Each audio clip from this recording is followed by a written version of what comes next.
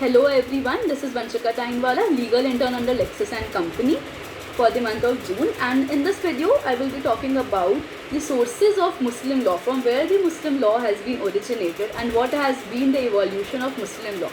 So basically there are two prime divisions of Muslim law. The first one is the primary sources, or we can also call it as the traditional sources, and the second one is the secondary sources or the modern sources.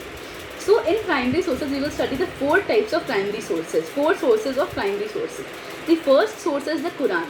We all know that the Quran is a holy book of Muslim, and most of the principles which are guided by the Muslim law has been derived from the Quran itself. So Quran is a message which has been given by the God himself to the Prophet Muhammad.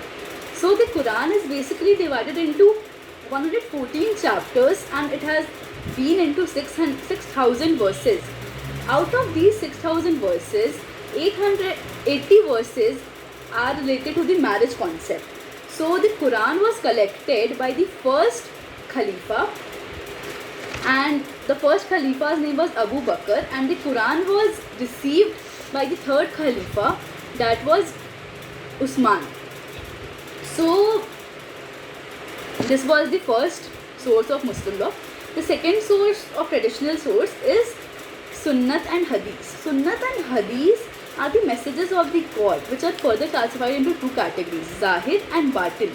So Zahir are the words which are provided by the angel to the Muhammad, and Batin, it was according to the conduct of the Muhammad. So Sunnat is the law given by the Prophet through the behavior and conduct of the Prophet Muhammad only. Coming on to the next source is Ijma. So Ijma is basically an agreement of the jurists. It is an agreement where the jurists have been agreed on a certain point and on a certain source and on a certain law, that they will follow this custom and they will not follow this custom.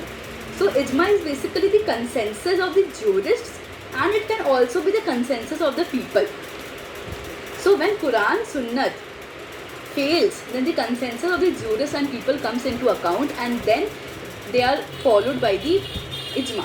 So Muslim law has been derived from the source Ijma also. The next source we are talking about is Qiyas. So Qiyas has been received from the word Hikish. It is a group of analytical principles which are obtained from the above three sources, that is Quran, Ijma and Sunnat. So from these three sources Qiyas is obtained, and Qiyas is basically relied on the analytical principles which needs to be followed for Muslim people. But the Shia people do not recognize it as a source. Only the Sunni sect of people, they follow this source. So coming on to the modern sources or the secondary sources now. Again there are four sources. The first one is the Urf.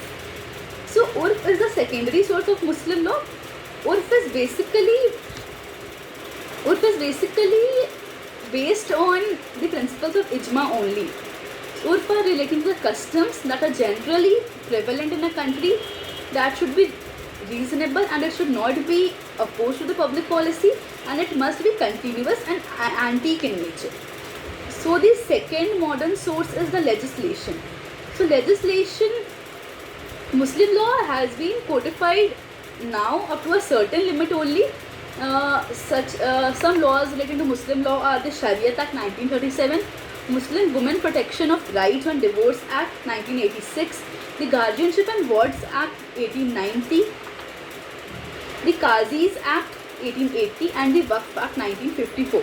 So these are the four legislations relating to the Muslim law till now, and we are considering that more codified laws will come in future.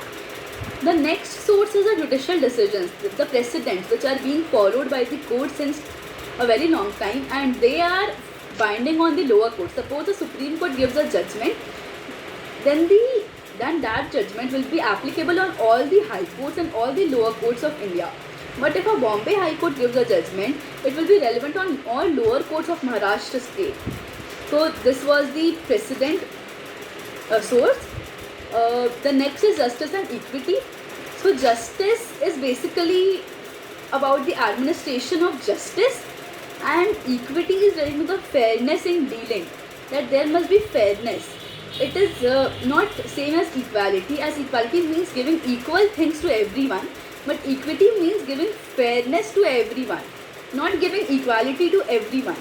Like if I say that I am a class 12 student and I need class 12 books for my studies, but my brother who is in class 9, he needs the class 9 books. So we can't say that we both get the same books, because it is upon the fairness. He needs class 9 books and I need class 12 books. So that is not equality, that is equity, giving the fairness in everything. So this was also a source of Muslim law. This is the modern source of Muslim law. So I hope you understood the concept of sources of Muslim law, that they are divided into two categories. First is the traditional sources and second is the modern sources.